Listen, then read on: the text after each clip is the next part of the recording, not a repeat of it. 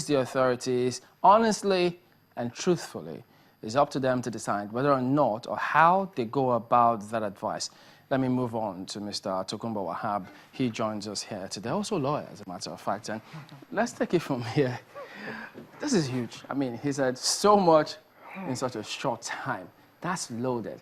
Let's get your response first and foremost. Perhaps take it from what he said. That's Prof's opinion. But as we speak, there are two court orders. There's a Federal High Court Sokoto order delivered on the 25th day of January 2015 to the effect that the Commander-in-Chief has the power to deploy soldiers.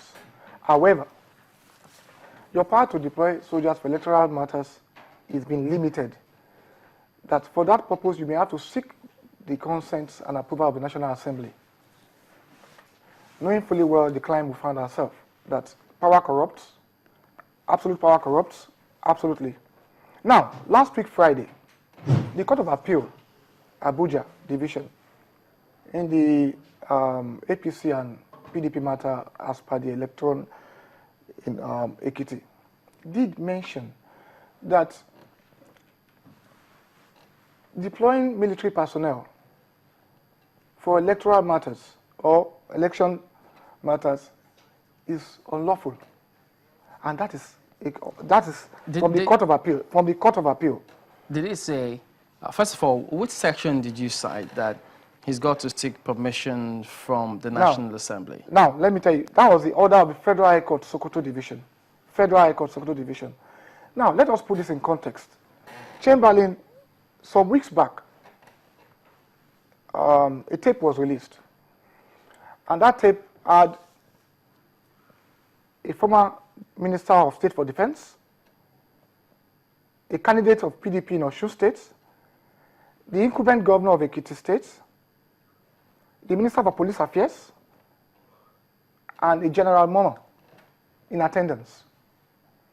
This tape was to the effect that they were discussing the logistics in quotes, bearing in mind that there is a sitting governor that's supposed to be the chief security officer of that state. If really and genuinely, this was a genuine meeting with no motive, they would have called that meeting and the sitting governor, Dr. Kayode Fayemi, would have been there, and then it would be instructive for you to know that at that said meeting, one of the persons there, the former Minister for State for Defense, was heard telling a serving general that, hope you know, I'll be on the panel for your promotion. All right, so that's a form of inducement. And that was why I'm coming. That was why the matter had to be determined. That was part of the issues taken to the Court of Appeal to determine. And the court, in as much as, yes, this guy, as per his election... Part of the issues taken to the Court of Appeal initially or eventually? Eventually, because it was, this revelation was after the tribunal. So wasn't that material after the fact? No, that's for the Supreme Court to determine. Okay, so now you're citing the tape and the court judgment as your reason, your party's reason perhaps for not wanting the military to be deployed for the elections. Am I correct? Now, let me ask you a question, Chamberlain. No, is that correct? We need to move on yes, to... Yes. And okay. let me ask you this question, Chamberlain.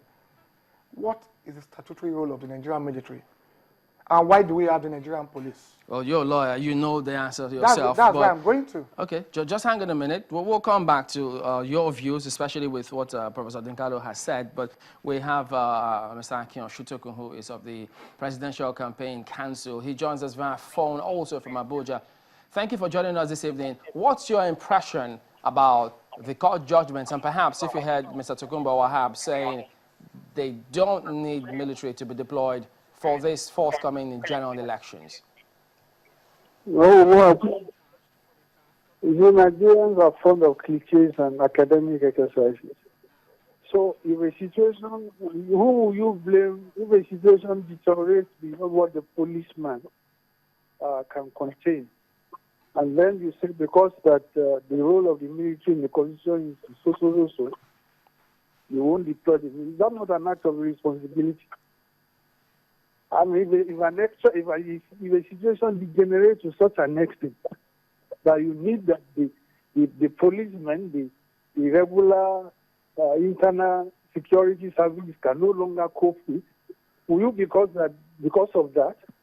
Is that not the height of the responsibility to ask?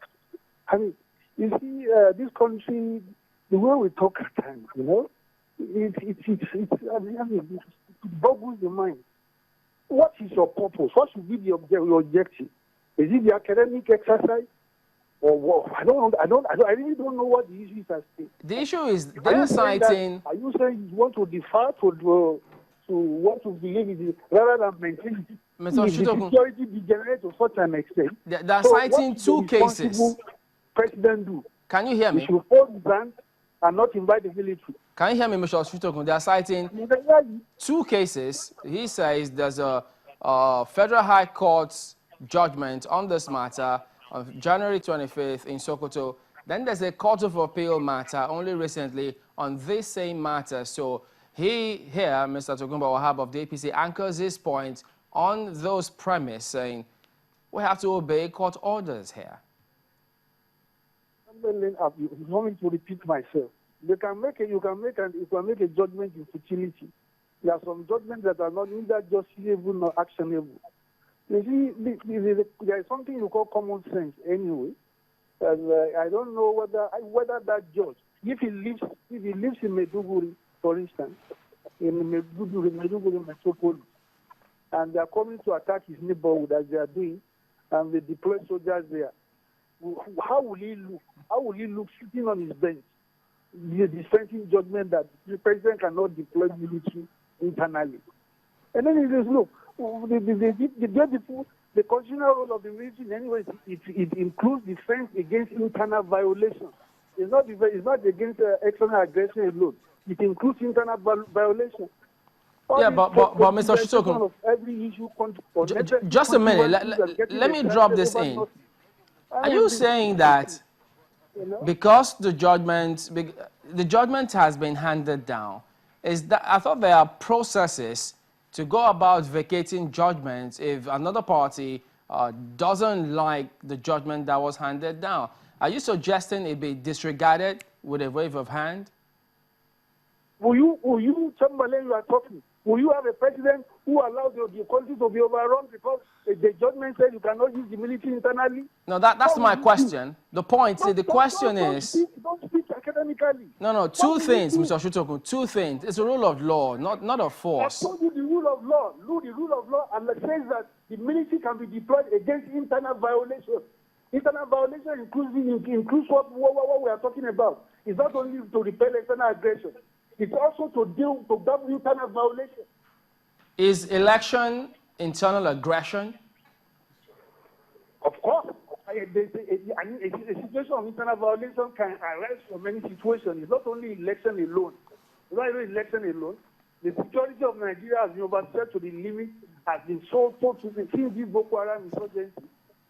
Look, those who are talking there, why don't they object to the deployment of the Nigerian soldiers in the northeast?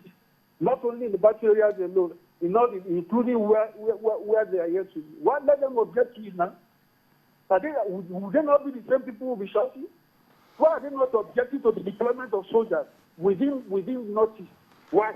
All right, Mr. Shutokun, just a minute.